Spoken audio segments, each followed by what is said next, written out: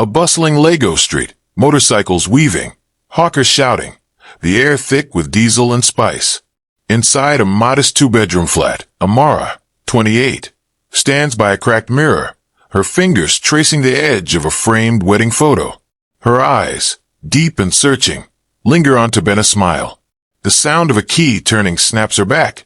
Tobenna, 32, strides in, his suit sharp but his face distant. "You're late again," Amara says, her voice soft but probing. She's stirring a goosey soup on the stove, the aroma filling the room. "Client meeting ran long," Tobenna mutters, tossing his jacket on the couch. He avoids her gaze, scrolling through his phone. Amara sets a plate before him, her hand steady but her heart unsteady. As she leans to pour water, a faint scent hits her, a musky, unfamiliar cologne. Her stomach twists. "That's not the creed I got you for Christmas," she says, forcing a smile. Tobenna freezes, then laughs, too loud. "What are you, a detective now? It's just something from the office. Someone's perfume must have rubbed off." He shovels food into his mouth, eye still on his phone. Amara sits across from him, her untouched plate a silent accusation. "Who's someone?" she asks, her voice barely above a whisper. "Amara, don't start." He slams his fork down. "I'm tired. Can we not do this tonight?" Her face, her lips tremble, but her eyes burn with questions. She nods, swallowing the ache. The scene shifts to her later that night, alone in bed, Tobenna's side cold. She pulls his jacket to her nose, inhaling deeply. The cologne is unmistakable, sharp, expensive, not hers. Her fingers clutch the fabric as tears well up. Amara's thoughts, asterisk. "I knew something was wrong, but I didn't know it would break me." A sterile fertility clinic waiting room, fluorescent lights buzzing. Amara sits on a hard plastic chair, her hands clasped tightly in her lap. Tobenna is beside her, but there's a chasm between them. He's tapping his foot, checking his watch. The walls are plastered with posters of smiling babies. Amara's eyes linger on one, her fingers brushing her flat stomach. "Mr. and Mrs. Okeke," a nurse calls. They follow her to a small office where Dr. Chukwu, a kind-eyed woman in her 50s, waits with a file. "Amara, Tobenna," Dr. Chukwu begins gently. "We've run the tests again. I'm sorry, but the results are still negative. There's no pregnancy." Amara's breath catches. She stares at the floor, her nails digging into her palms. Tobenna exhales sharply, like he's been punched. 3 years, he says, his voice low, bitter. 3 years of this. Dr. Chukwu leans forward. "There are options, IVF adoption. We can explore." "Options?" Tobenna cuts her off, his voice rising. "We've spent a fortune already." "For what?" "Nothing." He doesn't look at Amara, but his words slice through her. "Toben, please," Amara whispers, reaching for his hand. He pulls away, leaving her fingers hovering in the air. "I need some air," he mutters, storming out. The door slams, echoing in the quiet room. Dr. Chukwu touches Amara's shoulder. "He's hurting too, in his way. Give him time." Amara nods, but her eyes are glassy. "He doesn't see me anymore," she says, almost to herself. "Just the thing I can't give him." The scene shifts to Amara walking home alone, Lagos chaos blurring around her. She passes a mother cradling a baby, and her steps falter. At home, Tobenna's not there. His phone goes to voicemail. She sits on the couch, clutching a pillow, replaying his words. Asterisk for what? Nothing. Asterisk.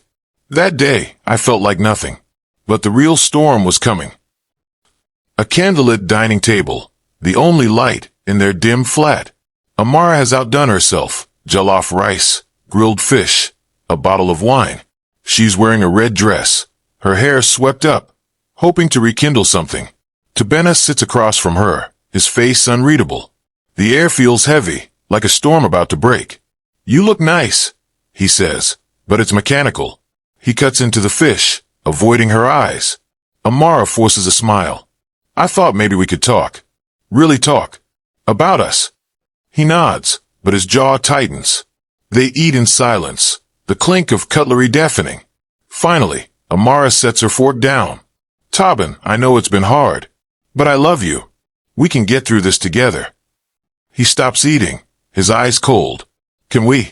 He reaches into his briefcase and pulls out an envelope. He slides it across the table. Open it. Amara's heart pounds. Her fingers tremble as she tears it open.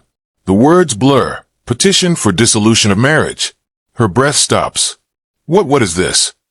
It's what's best, Tobenna says, his voice flat. For both of us. I can't keep doing this, Amara. I need a family. A real one. Her voice cracks. I'm your family. Are you? He leans back, crossing his arms. 3 years, Amara.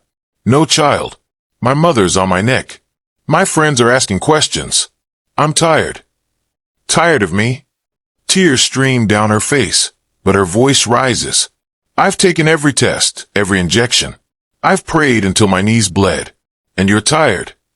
He stands, his chair scraping. I'm done pretending. Sign the papers. Amara clutches the envelope, her voice shaking but fierce. Who is she, Tobenna? The cologne, the receipts. Who is she? His silence is louder than any confession. He grabs his jacket and walks out, leaving the door ajar. Amara collapses into a chair, sobbing, the candle flickering out. That night, he didn't just leave me. He left me with nothing except the truth. Amara's childhood home in a semi-rural village outside Lagos. The compound is alive with chickens clucking and children playing. Inside, the living room is tense. Amara sits on a worn sofa, her suitcase at her feet. Her mother, Mama Ngozi, paces, while her father, Papa Chitty, sits quietly, his face etched with worry. You should have come home sooner, Mama Ngozi says, her voice sharp. Now look divorced, childless. What will people say? Amara's eyes are red from crying, but she lifts her chin. I didn't choose this, Mama. He left me. And why? Mama Ngozi snaps. Because you couldn't give him a child. A woman's worth is in her womb, Amara. You failed. Mama, please, Amara pleads, her voice breaking. I tried everything. Papa Chitty finally speaks, his voice gentle. Ngozi, enough. She's our daughter, not a machine. He turns to Amara. Stay here. Rest. We'll figure it out. But the next day, Tobenna's mother, Mama Ada, arrives unannounced. She's a formidable woman, draped in expensive ankara. She doesn't sit. Amara, she says, her voice dripping with disdain. A woman who can't bear fruit is just a guest in a man's house. Tobenna has moved on. You should too. Amara's hands clench. Moved on. He was cheating, Mama Ada. You knew. Mama Ada smirks. A man needs a legacy. You gave him nothing but excuses. She tosses a wad of cash on the table. Take this and disappear quietly. Amara stares at the money, her anger rising. I'm not for sale. Mama Ada laughs coldly. You're already worthless. She leaves, her heels clicking like a death knell. That night, Amara overhears her mother whispering to a neighbor. My daughter, a barren woman. What a shame. Amara packs her bag, tears streaming down her face. They called me broken, but I wasn't ready to believe them. Amara is crashing on a friend's couch in a cramped Lagos apartment. The room is cluttered, clothes on a line, a bucket of water in the corner. Her friend, Chioma, scrolls through her phone gasping. Amara, you need to see this. She hands Amara the phone. Instagram, Tobenna and a stunning woman, Adejua, in matching white outfits. The caption reads, *, blessed to start this new chapter with my queen. Baby Okeke coming soon. *, the comments explode with congratulations. Amara's hands shake as she zooms in on Adejua's slight baby bump. He's married, Amara whispers, her voice hollow. Already. Chioma pulls her into a hug. He's a dog. You're better off. But Amara's not listening. She scrolls through Adejua's profile. Photos of her laughing at the restaurant from the receipt, wearing a perfume bottle Amara doesn't recognize. The pieces click. It was her, Amara says, her voice trembling with rage. The cologne. The lies. It was always her. That night, Amara can't sleep. The city's noise, horns, shouts, feels like it's mocking her. She opens her phone, torturing herself with more photos. Tobenna's smile, once hers, now belongs to Adejua. She throws the phone across the room, sobbing. The next morning, Chioma finds her staring out the window. Amara, you can't stay like this. You're stronger than this. Am I? Amara asks, her voice barely audible. They're right. I'm nothing without him. Without a child. Chioma grabs her shoulders. You are enough. You hear me? Enough. Amara's eyes flicker with something, maybe hope, maybe defiance. She picks up her phone, deletes Tobenna's contact, and blocks him. It's a small act, but it feels like a spark. Was drowning. But something inside me was starting to fight. One-room apartment in Lagos mainland, where clothes hang on a makeshift line and a single bulb flickers.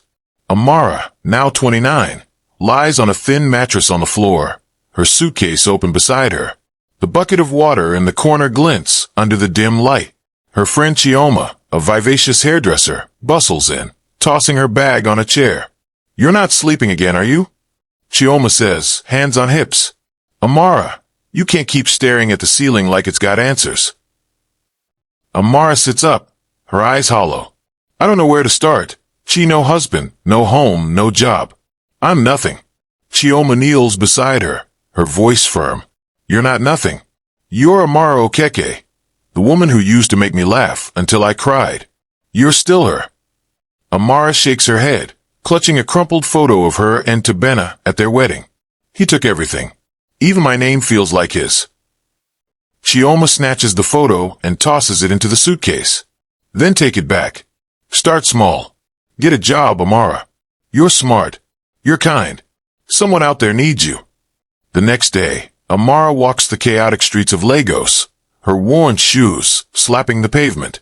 She clutches a handwritten CV, her face a mix of determination and fear. She stops at a cafe, a boutique, a school. Each time, the answer is the same. No vacancies. At a roadside stall, she buys a bottle of water, her hands shaking as she counts her last Naira notes. Rough day. The vendor, an older woman with kind eyes, asks. Amara nods, her voice barely audible. Rough life. The woman slides a free boli across the counter. One step at a time, my dear. You're still standing. That night, Amara cries herself to sleep. The city's noise a relentless backdrop. Her dreams are fragmented. Tobenna's cold eyes. Her mother's harsh words. The empty clinic chair. But in the dream, a faint voice whispers, asterisk, you're enough. Asterisk. Amara's thoughts, asterisk. I was at the bottom, with nothing but tears and a mattress. But something was stirring inside me. A bustling fertility clinic in Victoria Island, its glass doors reflecting Lagos skyline. Amara stands outside, clutching her CV, her reflection showing a woman both fragile and fierce. Inside, the waiting room is alive with women, some hopeful, some tearful. Amara approaches the reception, where a harried receptionist snaps, We're not hiring. Please, Amara says, her voice steady despite her nerves. Just give this to the director. I'll wait. Hours pass. Amara sits in the corner, watching women come and go. Finally, a woman in a tailored blazer emerges, Dr. Neka, 45, with warm eyes and an air of quiet authority. She holds Amara's CV, her brow furrowed. You're Amara Okeke? Dr. Neka asks, sitting beside her. This CV says you studied business administration, but no work experience for 3 years. Why? Amara hesitates, then speaks, her voice raw. I was married, trying to start a family.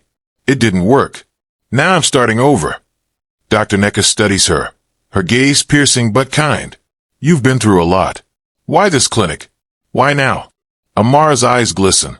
Because I know what it's like to feel broken. I want to help women who feel like I did. Dr. Neka leans back, a small smile forming. You've got fire in you, Amara. I need a receptionist. It's not glamorous, answering phones, scheduling, cleaning up. But it's a start. You in. Amara's breath catches. Yes. Thank you. The scene shifts to Amara's first day. She's nervous, fumbling with the phone, but her smile is genuine as she greets patients. A young woman, visibly anxious, approaches. Is it true? She asks. Can they really help me? Amara pauses, then says, "They'll try. And I'll be here every step." The woman nods, her shoulders relaxing. That night, Amara returns to Chioma's flat, a spark in her eyes. "I got a job," she says, almost disbelieving. Chioma whoops, pulling her into a hug. "That's my girl. Tobenna who?" Amara laughs, the sound unfamiliar but warm. "For the first time in months, I felt like I could breathe, but I had no idea what was coming." The clinic hums with life. Amara, now a familiar face at the reception, moves with quiet efficiency, handing out forms, offering water, smiling at nervous patients. The camera lingers on her notebook, tucked under the desk, where she's begun jotting down fragments of conversations she overhears. A woman in her 30s, clutching a tissue, whispers to her friend, "They say I might never conceive. What's the point of me?" Amara's pen pauses, her own pain echoing in the words. Later, a young couple celebrates a positive test result, their laughter filling the room. Amara watches, her smile bittersweet. She writes, "Joy feels like sunlight after rain." At lunch, Amara sits with Nurse Ada, a chatty woman in her 40s. "You're good with them," Ada says, nodding toward the waiting room. The patients. "You listen like you get it." Amara shrugs, stirring her tea. "I do get it. More than they know." Ada leans in, her voice low. "You've got a story, don't you? Spill."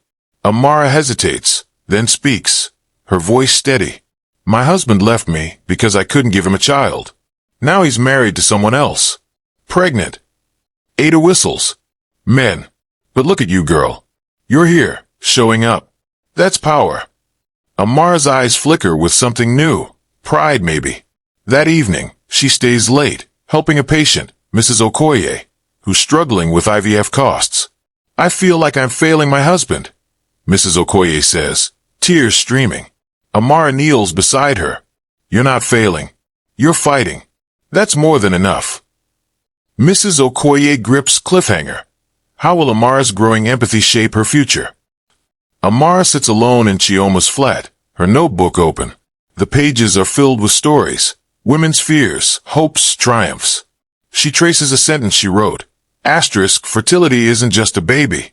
It's feeling whole." Chioma bursts in, waving a flyer. "There's a women's empowerment talk downtown. Free food. You coming?" Amara shakes her head.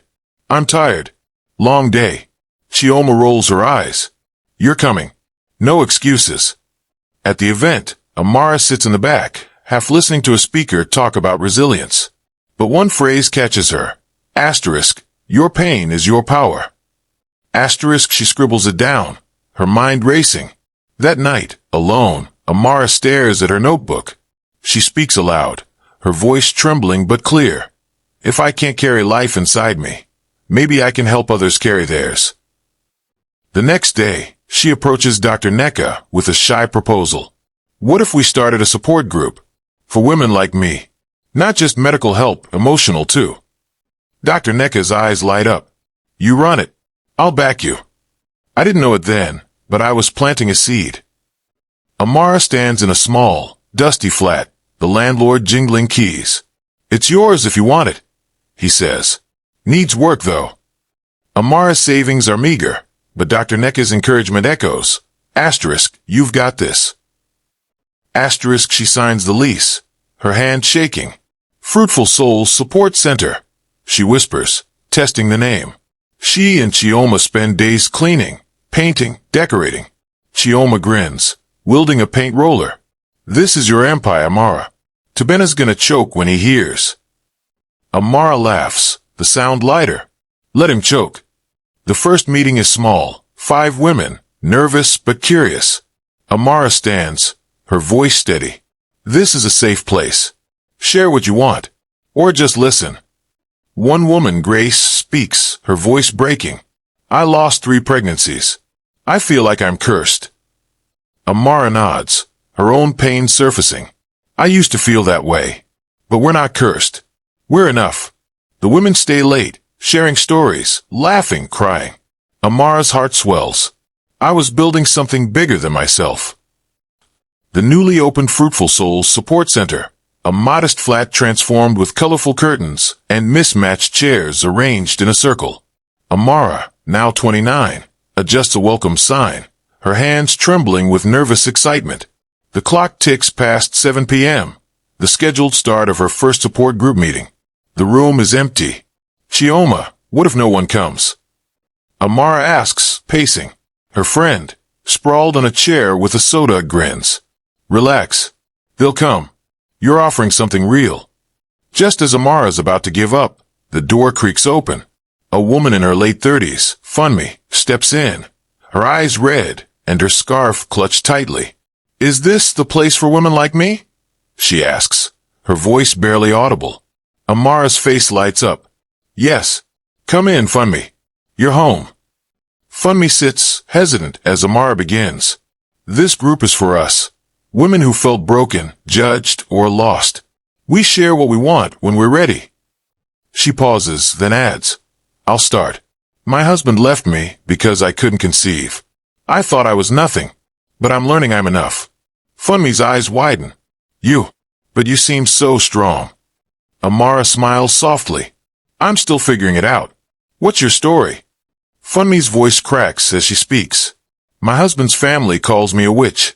For years, no child. I've tried everything. Herbs, prayers, clinics. I'm tired. Tears spill, and Amara hands her a tissue, their hands brushing. You're not alone anymore, Amara says. We'll carry this together. They talk for hours, Funmi's fears, her shame, her small hopes. As she leaves, she hugs Amara tightly. I haven't felt this light in years.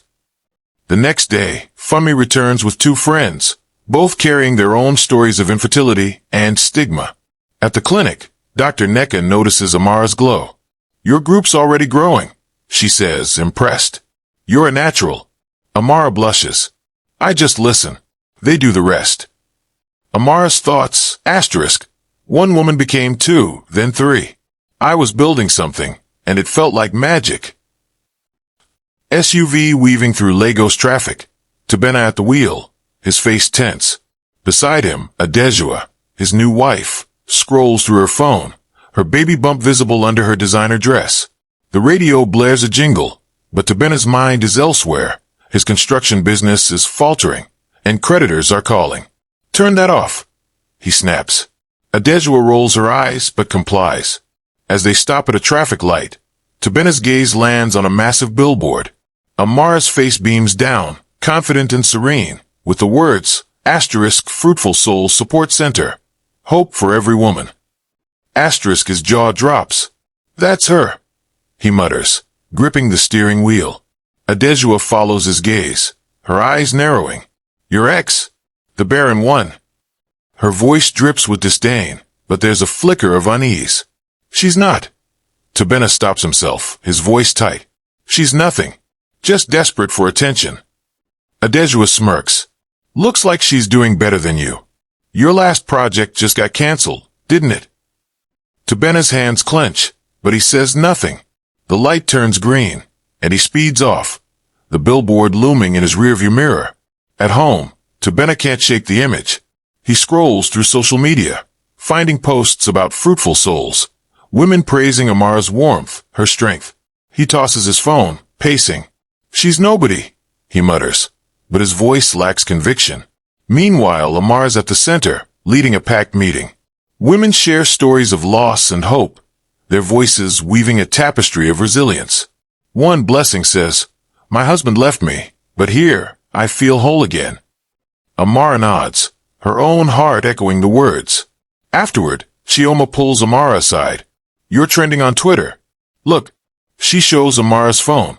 Hashtag Fruitful Souls is gaining traction, with women across Lagos sharing their gratitude. Amara's eyes widen. This is big. Bigger than you think, Chioma says, grinning. You're a star. I didn't see it coming, but my pain was turning into power, and Tobenna was watching. A small radio station in Lagos, its walls plastered with music posters. Amara sits in a cramped booth, a microphone looming before her. The host, Temi, a charismatic woman in her 30s, adjusts her headset. Welcome to Lagos Vibes, Amara Okeke, founder of Fruitful Souls. Your stories inspiring women everywhere. Tell us, how did this start? Amara takes a deep breath, her voice steady but emotional. It started with pain. My marriage ended because I couldn't conceive. I was called barren, worthless. But I realized fertility isn't just about wombs. It's about feeling whole again. That's what Fruitful Souls is about. Timmy leans in. That's powerful. You're turning stigma into strength. What's the response been like? Overwhelming, Amara says, a smile breaking through. Women come to our center, share their stories, and leave with hope. We're not just a support group, we're family. The phone lines light up. A caller, Esther, sobs. Amara, I've been trying for 7 years. My in-laws hate me. Hearing you, it's like I can breathe again. Amara's eyes glisten. Esther, you're enough. Come to the center. We'll hold you up. Another caller, a man, says, My wife's struggling. How can I support her? Listen to her, Amara replies. Love her as she is, not for what she can give you. The broadcast goes viral, clips spreading across WhatsApp and Twitter. At the center, Amara's stunned as new women arrive, inspired by her words. One Kimmy hugs her. I heard you on the radio. You saved me. Dr. Neka visits, beaming. You're not just running a center, Amara. You're starting a movement. Amara laughs, nervous. I'm just me. No, Neka says firmly. You're force. My voice was reaching farther than I ever dreamed. But not everyone was happy. Tobenna's lavish apartment, now cluttered with unpaid bills and empty bottles. Adejua, visibly stressed, argues with him in the living room. Her pregnancy is advancing, but her face is drawn. You said we'd be fine, Tobenna, she shouts. Now the bank's calling, and you're drinking again. It's temporary, Tobenna snaps, pouring another whiskey. I'll fix it. But the news comes that night. Adejua miscarries. The hospital scene is stark. Adejua weeps in a sterile bed. Tobenna silent beside her, his face a mask of guilt and despair. We can try again, he says, but his voice is hollow. Adejua turns away. You promised me a life. This isn't it. Their marriage unravels. Adejua moves out, and Tobenna's business collapses under mounting debts. He's a shadow of the confident man he was, drowning in regret. Meanwhile, Amara's star rises. She's invited to speak at a global women's health summit in Abuja. At the center, she prepares with Chioma's help, trying on a bold red dress. You're about to slay, Chioma says, adjusting Amara's necklace. Amara laughs, but her eyes are serious. I'm nervous. What if I mess up? You won't, Chioma says. You're Amara Okeke. You've already won. At the summit, Amara takes the stage, her voice steady. Infertility doesn't define us. It's a chapter, not the story. We are enough. The crowd erupts, women standing, clapping, crying. Tobenna's world was crumbling. Mine was soaring. But I wasn't done yet. A massive auditorium in Abuja, packed with thousands of women from across Africa. The stage is lit with golden lights, and Amara stands at the center, now a beacon of strength. The crowd chant her name. Amara, Amara. She raises a hand, her smile radiant but humble. Thank you, she says, her voice echoing. I stand here because of you. Every woman who's shared her story, her pain, her hope. Fruitful Souls isn't mine. It's ours. The camera pans across the audience, women of all ages, some weeping, some cheering. A young woman in the front row holds a sign. Asterisk Amara. You gave me hope. Asterisk. Backstage, Dr. Neka and Chioma watch, teary-eyed. She's a queen, Chioma whispers. Amara shares her journey, her divorce, her shame, her rebirth. They called me barren, she says. But I was never empty. I was a seed, waiting to grow. The crowd roars. Afterward, women mob her, offering hugs, letters, gifts. One, a teenager named Ife, says, I want to be like you someday. Amara kneels, her eyes warm. You already are. I was no longer the woman Tobenna left. I was a movement, and the world was listening. The sleek exterior of the Fruitful Souls Support Center. now a thriving hub with a freshly painted sign and a steady stream of women entering.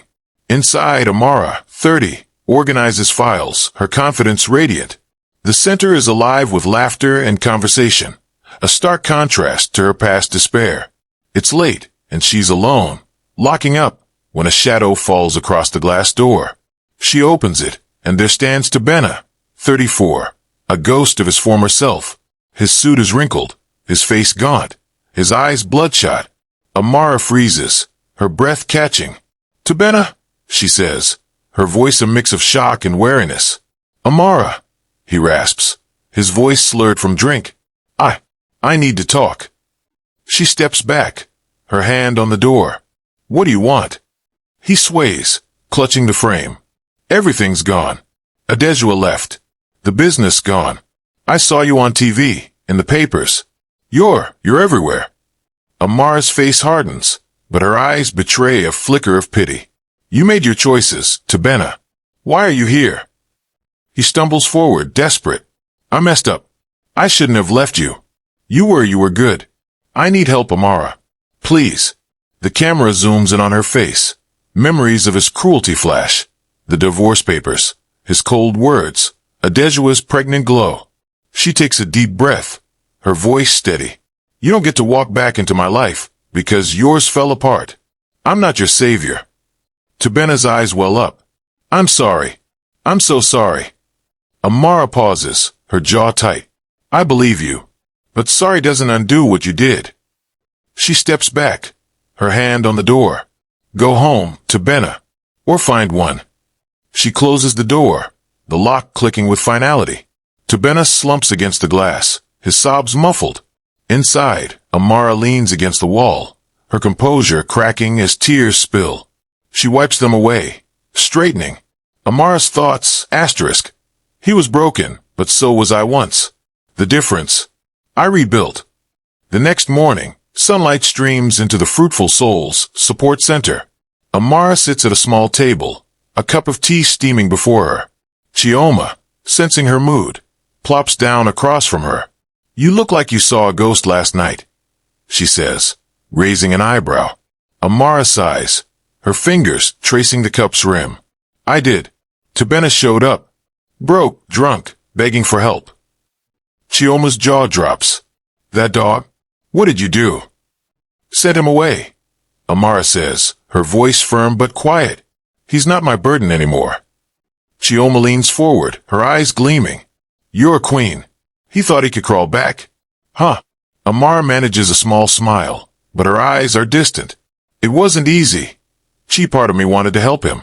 But then I remembered he never helped me." Chioma nods, her voice softening. "You've got a big heart, Amara. But it's yours to protect now." The scene shifts to the center's weekly meeting, packed with women sharing stories. Funmi, Amara's first client, stands, her voice strong. "This place gave me courage to leave my toxic marriage. Amara, you showed me I'm enough." The group claps, and Amara's eyes glisten. She stands, her voice steady. "You're all teaching me too. We're not defined by what we lack. We're defined by what we give." Afterward, Dr. Neka visits, holding a letter. "Amara, you've been nominated for a Global Women's Leadership Award. In London." Amara's hand flies to her mouth. "London. Me." Neka grins. "You're changing lives. The world's noticing." That evening, Amara sits alone, rereading the letter. She pulls out her old wedding photo, now faded. "You thought I was nothing," she whispers, then tucks it away, her face resolute. "Tobenna's visit could have pulled me back. Instead, it pushed me forward." London skyline then zooms into a grand conference hall where Amara stands on stage, a spotlight illuminating her red dress. The audience, global leaders, activists, and women from all walks, watches raptly. She accepts the leadership award, her voice clear and powerful. "Fruitful Souls started in a small flat with one woman's pain mine," she says. "Now it's a movement for millions. We don't just support fertility, we rebuild souls." The crowd erupts, a standing ovation. Backstage, Amara's mobbed by admirers, including a Kenyan doctor who says, "We're opening a Fruitful Souls branch in Nairobi because of you." Amara's eyes widen. Nairobi? That's incredible. Back in Lagos, the center is thriving. Amara returns to a surprise, a new wing, funded by donations, ready to serve more women. At the ribbon cutting, she announces, "This is the Tobenna Center for Healing." The crowd gasps, then cheers. Chioma whispers, "Naming it after him? Savage." Amara smiles, her eyes glinting. "Not for him. For me. His cruelty birthed this." The camera cuts to Tobenna, now living in a rundown flat, reading about the Tobenna Center in a crumpled newspaper. His face twists, anger, shame, awe. He tosses the paper, but Amara's image lingers. At the center, Amara meets a new client, Aisha, who's struggling with infertility and depression. "I heard you on the radio," Aisha says. "You said we're enough. I want to believe that." Amara takes her hand. "You will. We'll walk this together." I named the wing after him not to honor him, but to remind myself. My pain became my power. The Fruitful Souls office, now a bustling headquarters, with staff and volunteers. Amara sits at her desk, surrounded by stacks of letters. She opens one from Kenya. Asterisk, "Dear Amara, my daughter is named after you. Thank you for giving us hope." Asterisk, another from Ghana. Asterisk, "Your story saved my marriage." Asterisk, a third from South Africa. Asterisk, "I started a support group because of you." Asterisk. Amara's eyes glisten as she reads, her fingers tracing the words. Chioma bursts in, waving her phone. "You're trending again. Hashtag Amara Inspires is global." Amara laughs, overwhelmed. "This is too much." "No such thing," Chioma says. "You're a legend." At a staff meeting, Amara shares the letters.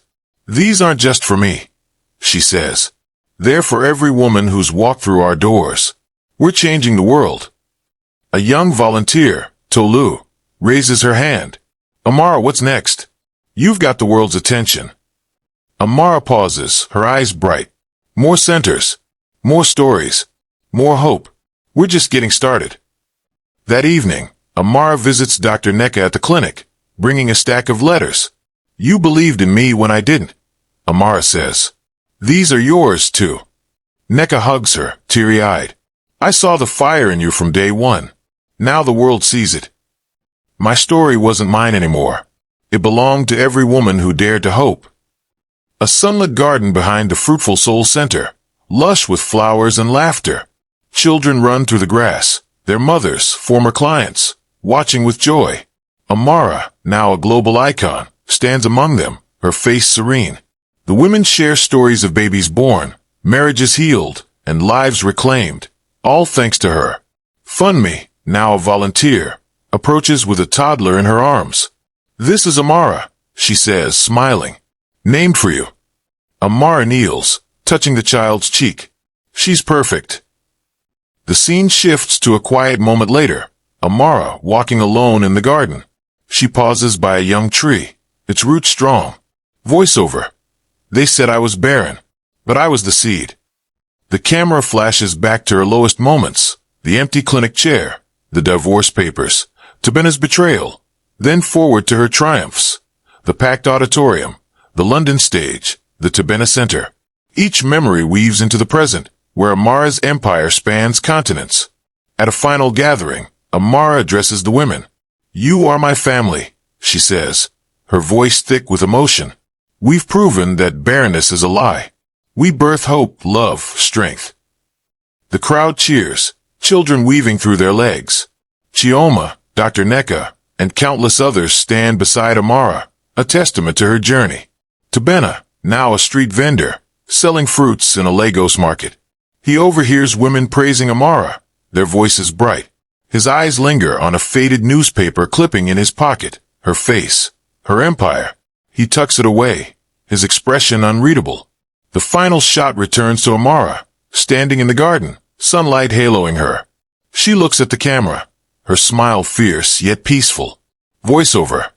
"I was the seed, and this is my harvest." The screen fades to black, the words "Fruitful Souls," hope for every woman, appearing as a haunting melody plays. Cliffhanger. None. This is the resolution, leaving viewers inspired and satisfied, with Tobenna's quiet defeat and Amaras' radiant victory. The end.